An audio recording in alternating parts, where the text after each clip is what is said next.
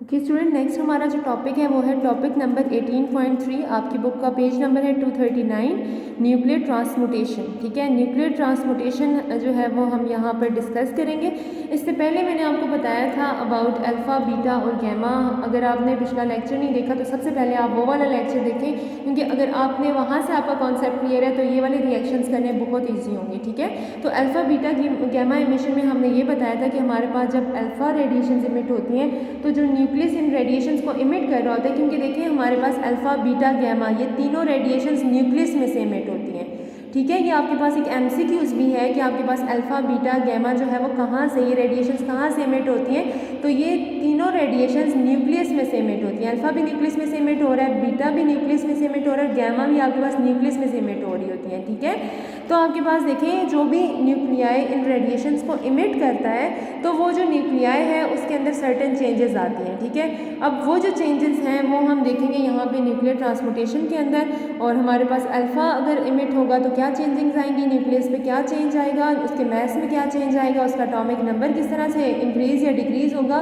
Beta जब emit होगा तब एटॉमिक मैस, एटॉमिक नंबर पे क्या फ़र्क पड़ेगा, और गैमा की दफ़ा क्या होगा, ये हम जो है वो फर्दर रिएक्शन से जो है वो आगे हम डिस्कस करेंगे। लेकिन इसके बारे में इसका जो सारा कॉन्सेप्ट था ये मैं पिछले लेक्चर में आपको बता चुकी हूँ।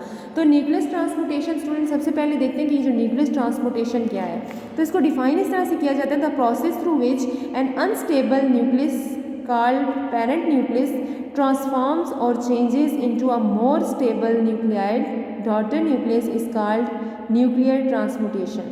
आपके पास वो प्रोसेस जिसमें एक अनस्टेबल न्यूक्लियस है, हमने बोला था कि हमारे पास ऐसे एटम्स जिनका एटॉमिक मास जो है वो बहुत ज़्यादा होता है, वो हमारे पास ऐसे एटम्स जिनका एटॉमिक मास बहुत ज़्यादा होता है तो वो क्या होते हैं, अनस्टेबल होते हैं। अब अनस्टेबिलिटी की वजह से वो क्या करते हैं, सर्टेन रेडिएशंस इमिट करते हैं। जो भी एटम इन रेडिएशंस को इमिट करता है उस एटम को बोला जाता है कि वो एटम हमारे पास पेरेंट न्यूक्लियस है। ठीक है, जो ये इन रेडिएशंस को इमिट करते हैं अनस्टेबल एटम, वो पेरेंट न्यूक्लियस होता है। और एज अ रिज़ल्ट जब वो alpha, beta, gamma radiations emit करता है तो इमिट करने के बाद वो एक नए न्यूक्लियस में चेंज हो जाता है, एक नया एटम हमारे पास जो है वो बन जाता है। तो वो जो नया हमारे पास एटम बनता है उसको बोला जाता है डॉटर न्यूक्लियस। ठीक है, अब हमारे पास ये जो पूरा प्रोसेस है जिसमें एक अनस्टेबल न्यूक्लियस ट्रांसफॉर्म होता है, चेंज होता है एक स्टेबल न्यूक्लियस में जिसको डॉटर न्यूक्लियस बोला जाता है, तो इस पूरे प्रोसेस को बोला जाता है न्यूक्लियस ट्रांसमुटेशन। ठीक है, यहाँ पर देखें एक आपके पास अनस्टेबल न्यूक्लियस है, रेडिएशन इमिट करने के बाद ये स्टेबल न्यूक्लियाइड बन चुका है, और इस पूरे प्रोसेस को जिसमें आपके पास अनस्टेबल न्यूक्लियस रेडिएशन इमिट करके एक स्टेबल न्यूक्लियाइड बन जाएगा,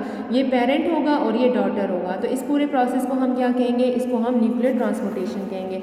अब हमारे पास क्या होता है कि न्यूक्लियर ट्रांसमुटेशन में हमारे पास 3 तरह की जो है वो रेडिएशन इमिट होती हैं। अब हमारे पास एक जो है वो अल्फ़ा है, दूसरा हमारे पास बीटा डीके है, और थर्ड वन हमारे पास गैमा डीके है। हम बारी बारी रिएक्शन से जो है वो देखते हैं कि हमारे पास किस तरह से ये रेडिएशन इमिट होती हैं। तो सबसे पहले हमारे पास आ जाता है अल्फ़ा डीके।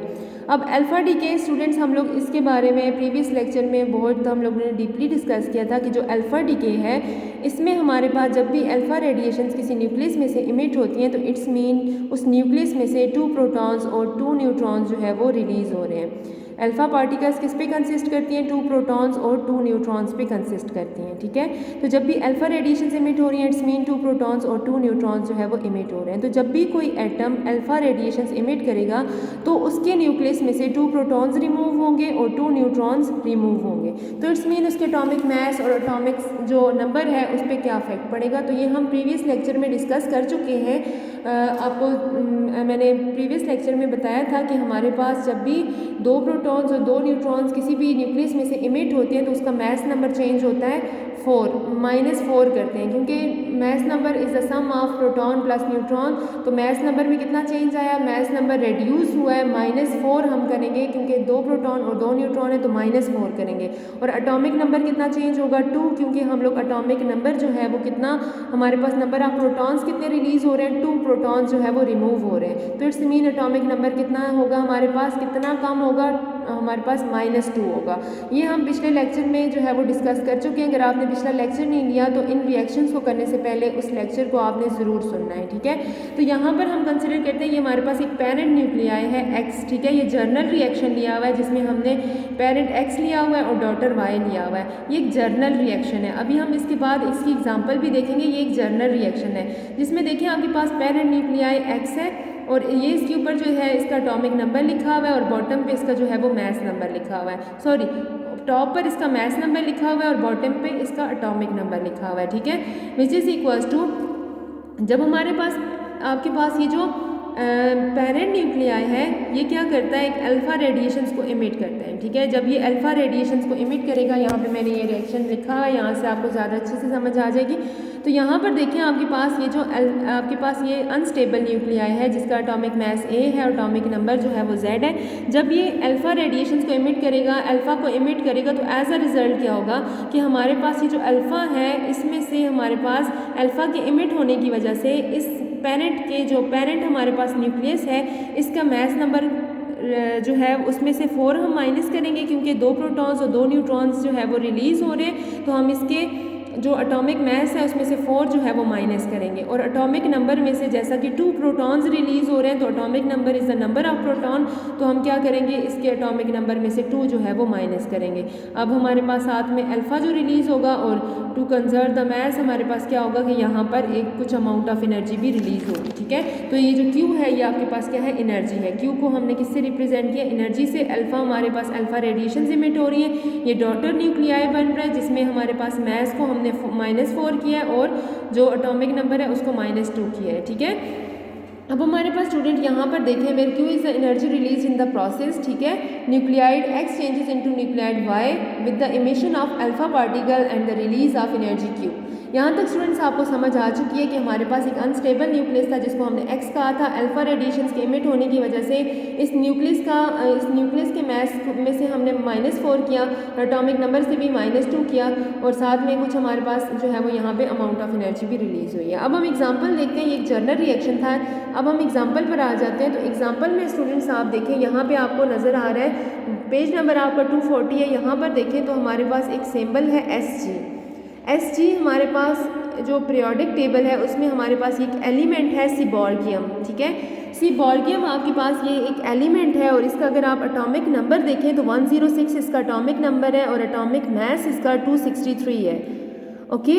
ये हमारे पास एक अनस्टेबल एलिमेंट है, एक अनस्टेबल न्यूक्लियाई है। अब ये क्या करेगा, ये जब अल्फ़ा रेस को इमिट करेगा, यहाँ पर देखें अल्फ़ा रेस के साथ He लिखा हुआ है और मैंने आपको बताया हुआ है कि हम अल्फ़ा रेस की जगह हीलियम न्यूक्लियस भी लिख सकते हैं क्योंकि जैसा कि अल्फ़ा रेस जो है वो कंसिस्ट करती हैं 2 प्रोटॉन्स और 2 न्यूट्रॉन्स पे, तो ये जो कंपोजिशन है ये हीलियम न्यूक्लियस की होती है। तो अगर हम अल्फ़ा की जगह हीलियम भी लिख लें तो भी हमें कोई फ़र्क नहीं पड़ता, ये हमारे पास करेक्ट है, ठीक है। तो यहाँ पे इसने अल्फ़ा के साथ हीलियम लिखा हुआ है तो भी ठीक है।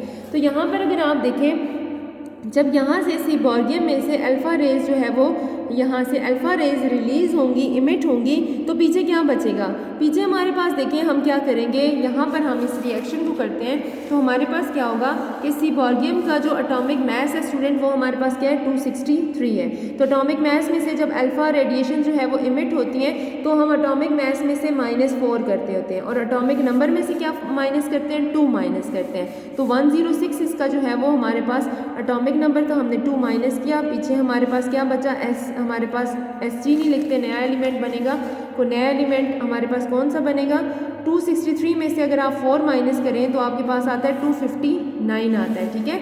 259 ये कोई भी एक ऐसा एलिमेंट है। साथ में 106 में से 2 माइनस करें तो 104 आता है। अब आप पीरियोडिक टेबल देखें और पीरियोडिक टेबल में आप ये देखें कि आपके पास ऐसा कौन सा एलिमेंट है कि जिसका एटॉमिक मास जो है वो आपके पास 259 है और एटॉमिक नंबर आपके पास 104 है। आपने पीरियोडिक टेबल अपने पास रखें और आप ये सर्च करें कि आपके पास ऐसा कौन सा एलिमेंट है कि जिसका एटॉमिक मास 259 है और एटॉमिक नंबर 104 है। तो आप देखेंगे कि आपके पास जो एलिमेंट ऐसा जिसका एटॉमिक नंबर 104 एटॉमिक मास जो है वो 259 आ रहा है वो रदरफोर्डियम है। ठीक है, पीरियोडिक टेबल में आप देख भी सकते हैं कि रदरफोर्डियम हमारे पास एक ऐसा जो है वो एटम है जिसका एटॉमिक नंबर जो है वो हमारे पास एग्जैक्ट 104 एटॉमिक मास 259 है। अब ये तो हमारे पास ये वॉल्गियम से हमारे पास ये रदरफोर्डियम बन गया, साथ में हमारे पास क्या हुई अल्फा रेज इमिट हुई और साथ में कुछ अमाउंट ऑफ एनर्जी जो है वो रिलीज हुई है जिसको हमने क्यू से रिप्रेजेंट किया है। अगर आप देखें तो यहाँ पे अगर आप दोनों रिएक्शंस को बैलेंस करना चाहें तो यहाँ से अगर आप प्लस करके भी देख लें 259 प्लस 4 आपको 263 मिलेगा, 104 प्लस 2 करें तो 106 मिलेगा। मीन्स हमारे पास रिएक्शन जो है वो क्या हो रहा है, बैलेंस हो रहा है। तो ये हमारे पास क्या होता है, अल्फा डीके होता है। यहाँ पर इसके साथ में एक एग्जाम्पल भी दी हुई है आपके पास फिगर 18.5 में। देखें आपके पास ये फिगर 18.5 है, alpha decay of uranium. Uranium भी स्टूडेंट हमारे पास एक अनस्टेबल एटम है, जैसा कि हमने पहले भी पढ़ा है कि यूरेनियम जो है वो हमारे पास जिसका जो मास नंबर है वो 238 है और हमारे पास ये एक अनस्टेबल न्यूक्लियाई है जिसकी वजह से ये क्या करता है, ये रेडिएशंस को इमिट करता है खुद को स्टेबल करने के लिए, स्टेबिलिटी गेन करने के लिए। तो कंसिडर करें ये हमारे पास एक यूरेनियम एटम है, ये हमने एक जर्नल रिएक्शन लिखा हुआ है। ठीक है, यहाँ पे ये जो रिएक्शन लिखा हुआ है एक जर्नल रिएक्शन है जिसमें आपके पास X, A और Z है। ये एक अनस्टेबल एटम है। X हमारे पास जर्नल कोई भी एटम हो सकता है, वो यूरेनियम भी हो सकता है, वो पोलोनियम भी हो सकता है, वो रेडियम भी हो सकता है, वो कुछ भी हो सकता है। हम इसको जर्नल X से रिप्रेजेंट कर रहे हैं। इसके ऊपर A इसका जो है वो मास नंबर है और Z इसका एटॉमिक नंबर है। जब ये अल्फा रेडिएशन स्टूडेंट्स इमिट करेगा, अल्फा रेडिएशन का मतलब है कि हमारे पास 2 प्रोटॉन्स प्लस 2 न्यूट्रॉन्स, तो इट्स मीन इसका एटॉमिक मास 4 हो गया और एटॉमिक नंबर 2 हो गया। ये मैं एक्सप्लेन कर चुकी हूँ। तो इस पे क्या इफेक्ट पड़ेगा, जब ये हमारे पास अल्फा रेज इमिट करेगा तो साथ में क्या होगा कि इसके मास नंबर में से 4 माइनस करेंगे, एटॉमिक नंबर में से 2 माइनस करेंगे। ये वही कहानी जो मैं आपको पहले बता चुकी हूँ। तो कंसिडर करें आपके पास यूरेनियम है, यूरेनियम का जो एटॉमिक मास है वो आपके पास 238 है और इसका एटॉमिक नंबर आपके पास 92 है। जब हमारे पास ये अल्फ़ा रेडिएशंस इमिट करेगा, यूरेनियम जब अल्फ़ा रेडिएशंस इमिट करेगा तो एज अ रिज़ल्ट क्या होगा कि हम यूरेनियम के एटम में से यूरेनियम के एटॉमिक मास में से 4 को माइनस करेंगे और एटॉमिक नंबर में से 2 माइनस करेंगे। तो हमारे पास स्टूडेंट्स ये इस तरह से हो जाएगा। देखें यूरेनियम आपके पास क्या हो गया है 238 माइनस 4 और साथ में 92 माइनस 2 होगा। तो ये हमारे पास पीछे क्या बच जाएगा, 238 में से स्टूडेंट्स 4 माइनस करें तो 234 बचता है और 92 में से 2 माइनस करें तो 90 बचता है। ठीक है, तो आपके पास इस तरह से हो जाएगा कि यूरेनियम जब आपके पास कन्वर्ट हो जाएगा जो है वो नए एलिमेंट में, तो देखिए आपके पास जो नया एलिमेंट बनेगा उसका एटॉमिक मास आपके पास क्या होगा 234 होगा। क्यों, देखें 238 में से 4 माइनस करें 234 और एटॉमिक नंबर उसका क्या होगा x कोई भी एलिमेंट है 90। तो ऐसा कौन सा एलिमेंट है, पीरियोडिक टेबल निकाल के देखें ऐसा कौन सा एलिमेंट है जिसका एटॉमिक जो मास है वो हमारे पास 234 है और एटॉमिक नंबर हमारे पास 90 है। तो पीरियोडिक टेबल में देखें तो थोरियम आपके पास जो है वो एक ऐसा एलिमेंट है, थोरियम TH से इसको रिप्रेजेंट करते हैं। थोरियम आपके पास एक ऐसा एलिमेंट है जिसका एटॉमिक नंबर 234 है और एटॉमिक नंबर 90 है और एटॉमिक मास 234 है। इसके साथ अल्फा रेडिएशन इमिट हुई है जिसको हमने हीलियम का नाम दिया और साथ में कुछ अमाउंट ऑफ एनर्जी जो है वो रिलीज़ हुई है। यहाँ पे इस रिएक्शन को हमने एक पिक्चर फॉर्म में बताया गया है। ये इमिशन ऑफ अल्फा रेज है from the nucleus of uranium. ठीक है, तो ये स्टूडेंट्स नेक्स्ट आगे देखें आपके पास एग्जाम्पल आ जाती है। एग्जाम्पल में उसने कहा हुआ है कि एक अनस्टेबल न्यूक्लियस है पोलोनियम का जिसका एटॉमिक मास भी उसने दिया हुआ है और एटॉमिक नंबर भी उसने दिया हुआ है। ठीक है, ये क्या करता है, ये अल्फा रेज को स्पॉन्टेनियसली इमिट कर रहा होता है। जब ये अल्फा रेज को इमिट करेगा ये पोलोनियम एटम, तो हमारे पास जो नया एटम बनेगा हमने वो बताना है कि नया एलिमेंट हमारे पास कौन बनेगा। ठीक है, कौन सा बनेगा, तो यहाँ पर देखें आपके पास जो इसने बताया हुआ है पोलोनियम का हमारे पास एटॉमिक मास इसने गिवन दिया हुआ है दैट इज़ 218 218 और एटॉमिक नंबर भी इसने दिया हुआ है 84। जब इसमें से अल्फ़ा रेज इमिट होंगी तो ये हम लोग पढ़ चुके हैं कि जब भी अल्फ़ा रेज इमिट होती हैं तो एटॉमिक नंबर रिड्यूस होता है हमारे पास। हम एटॉमिक नंबर में से 4 माइनस करते हैं, सॉरी एटॉमिक मास में से 4 माइनस करते हैं और एटॉमिक नंबर में से 2 माइनस करते हैं। ठीक है, हमने अभी पढ़ा कि हमारे पास जब भी अल्फ़ा रेज इमिट होती हैं तो एटॉमिक मास में से 4 माइनस करते हैं और एटॉमिक नंबर में से 2 माइनस करते हैं। तो यहाँ पर देखें तो 218 में से, क्योंकि ये मास नंबर है तो मास नंबर में से 4 माइनस करना है और एटॉमिक नंबर में से यहाँ बुक में थोड़ी सी मिस्टेक है, इसको 84 माइनस 2 करें, 84 माइनस 2, ठीक है। तो आपके पास 84 माइनस एटॉमिक नंबर में से आपने 2 माइनस करना है, ठीक है। साथ में आपके पास अल्फा रेज जो है वो इमिट हो रही है और साथ में कुछ अमाउंट ऑफ एनर्जी।